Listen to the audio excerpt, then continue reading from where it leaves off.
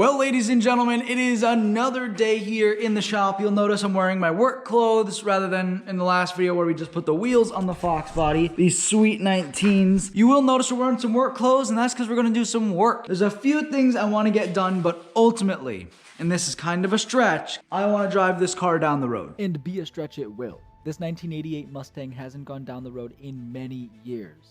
But I'm optimistic. I want the drive to be safe, and I want to actually make it. There's a few things I have to do to make that happen, but first I do want to thank y'all for your support. We're super close to 2,500 subs, so thank you for that. There's a few things that we got to do to make that happen. Now, you'll remember when I put these wheels on, the hub bore depth wasn't deep enough. They're not meant for a Foxbody, admittedly, but they have the right lug pattern, and they look super sick. So I had to run them. They're Adhon DSO8s, I think, something like that. Picked up some Moroso 3-inch extended wheel studs because I'm running a 10 mil spacer in the front and an 8 mil in the rear. So she's got good fitment. I just don't want to take the risk of there not being enough thread. We're gonna put those on. That has to happen. I have a coolant leak. I have to tighten all my suspension bolts. My brake lines are still kind of loosely put in here. Like they're tight at the fittings, but they're loose. Like I don't have brackets holding them. So I got to do that. I have to make it run right. To be honest, it kind of runs like trash. I had it running A1. It ran so good. And now it stopped. So that's pretty annoying. I'm not sure if it's just old gas or something else. I know the timing is good. I don't know. We're gonna have to figure that out. One thing I do want to do, and this is just out of safety, is hook up this door harness. I don't know how... That's noisy. You done? Anywho, I want to hook up the door harness and put a door panel on here. I had the door panels somewhere on the shelf over there. I want to be able to roll down the window in case the door won't open for some reason and I need to get out of it. Got to do that. There's a bracket for the brake line in the rear. And the brakes feel weird. Now it's all new brake lines, all new calipers, all new drums, cylinders. Everything is brand new in this car. So there's no reason that it should feel weird. It's very soft. It stops, but the pedal is very soft. I think if I just stick with it, I'll be able to make all of this happen. The big one is it running weird. Because if it's like an intake gasket or something stupid, then it's not gonna be as easy as just going and buying one. I don't even know, from everything I read online, I don't need to tune it to run with this intake, from what I'm told. Let's go ahead, let's put in some work to the Foxbody. Let's see if we can't drive this thing down the road. I have owned it since, let's see, when did I buy this? I bought this in August of 2021. So we're going on 3 years of ownership now, and I've still never driven it on pavement. So if that tells you something, that tells you something.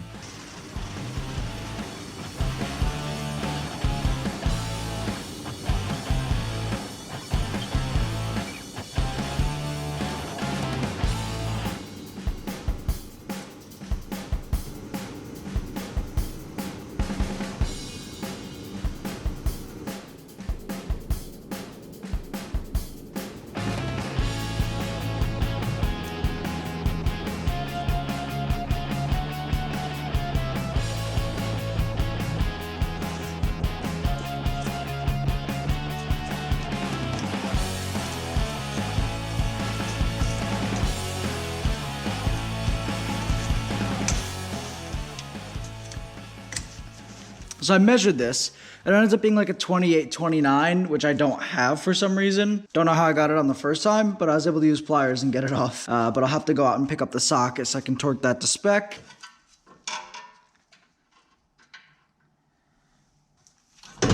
All right, let's punch these studs out. Now, from everything I read online, you literally just get a hammer, hit these out, line the next one up, push it in a little bit, and then use a nut to drive it back up. So let's see if that works. See if this works.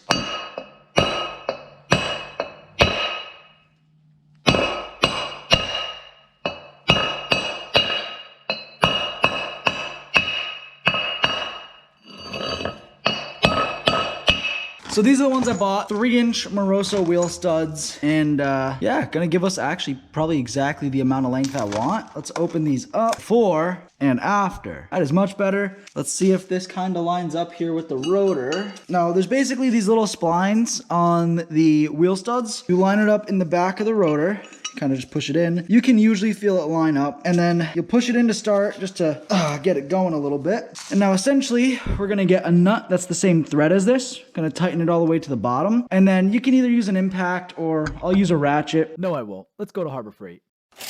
There we go.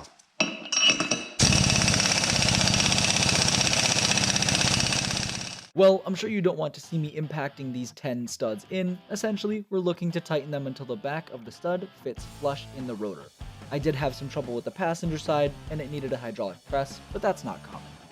Well, I got the wheel back on. However, the exact one thing I was hoping wouldn't happen, happened. And it's a pretty simple fix. It's just kind of annoying. The studs are too long. Now there's two solutions to that. I could cut them down, just trim them down. To be honest, I'm gonna go with the simpler of the two solutions and just buy open-ended lug nuts. These are closed-ended lug nuts. So you'll see like the stud is basically hitting the back of the lug nut, and these are all tight.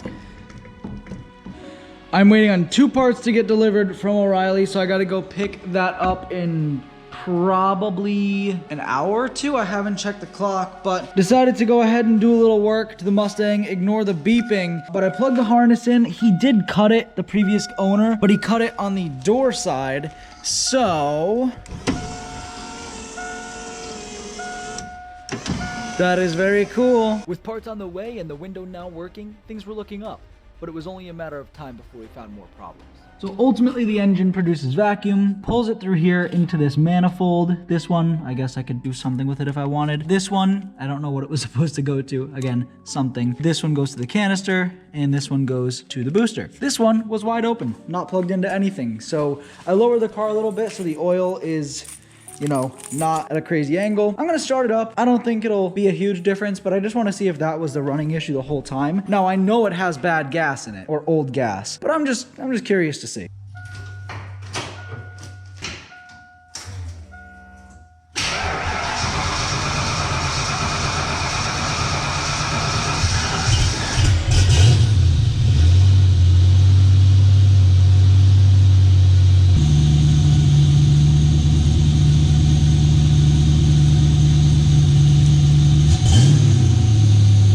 Okay, so I did fix the battery terminal. I noticed something with it in the rear that I wasn't too thrilled about. I just came out here after work doing a little bit of tidying up. I did block off this vacuum line here. It actually leads up to that vacuum manifold, which ultimately gets its vacuum from under the intake. There's one vacuum line I'm not totally thrilled with coming out the back of the upper intake. I tightened it the best I could as is. I moved a couple wires around. I got a bracket holding that brake line now. I bolted the manifold to the firewall. I still have to bolt the map, but I blocked that off. I fixed a vacuum line going to the fuel pressure regulator, put about 4 gallons-ish of some fresh 87 in here. Ultimately, I just want to see if it runs any bit better. I did pop the intake off to see if the throttle cable was pulled a little bit, and that's why we had the high idle. Doesn't seem to be the case. Pop the intake off, the butterfly valve was totally closed, so that means the throttle is totally closed. Realistically, I just want to see if it runs any better. I have so many like loose plugs and just stuff. Who knows if any of these plugs are important, but I guess let's see. All right, let's see if it runs any better at all.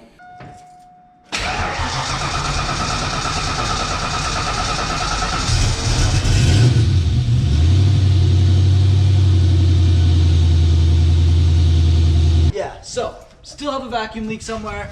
You could tell pretty evidently because it was idling around 1100 before I revved it, which is pretty kosher for a cold start. I would totally expect 1200, 1300 on a cold start. And then I should taper down to like 750 when it's warm. However, the caveat to that being, you have a vacuum leak, you're letting in extra air, you're gonna have a high idle. Common symptom of a vacuum leak is that slow decline in acceleration. I guess the search continues. I'm not gonna record myself looking for a vacuum leak, but I think we're slowly but surely getting better. I spent hours searching all over for any loose vacuum leak or bad gaskets, but then I found something promising. So I was spray and brake clean. I have the green stuff, I have the red stuff. I didn't read the can on the red stuff. It's non-flammable, so probably not good for detecting a vacuum leak. But I was looking and I'm like, you know what? I know this is a vacuum leak. Like deep down in my heart, it doesn't feel electrical. It doesn't feel anything else. I already checked the throttle cable. This is a vacuum leak. And I may have been right. Now, I can't guarantee it. This is the Edelbrock intake manifold I bought. It's the full upper and lower, so it's a big intake, larger plenum, larger runners, larger throttle body. I think it's a 72 or a 70, I don't know.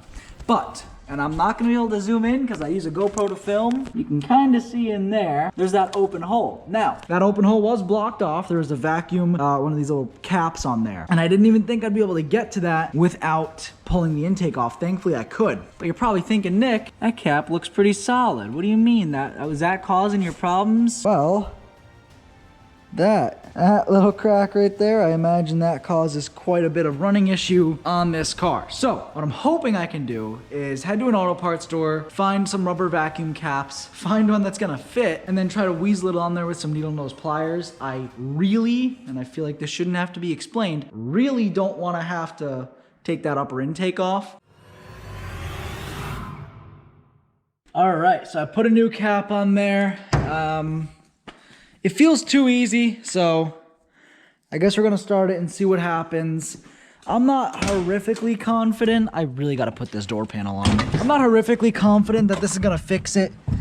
It feels too easy, and I don't feel like I'm lucky.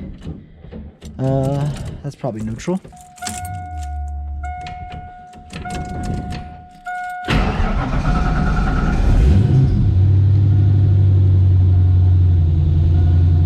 If the idle calms down a bit.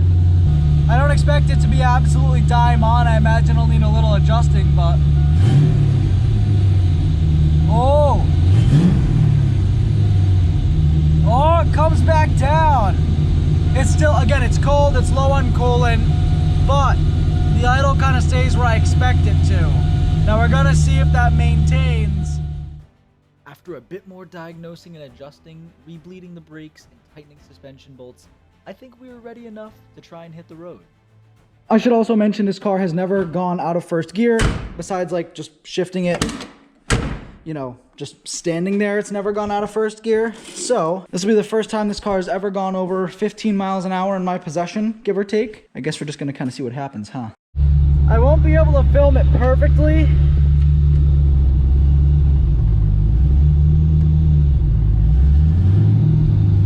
But I'll film it the best I can. I do have brakes.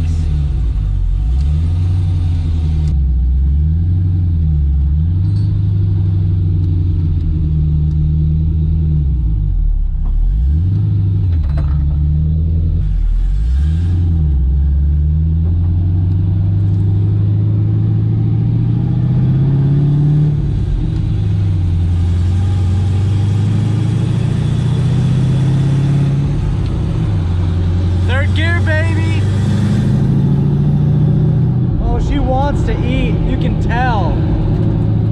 Look at this. She's driving, boys. The Foxbody is driving down the road. There's an area up here that I can use to turn around. This is pretty sweet. It actually drives kind of nice.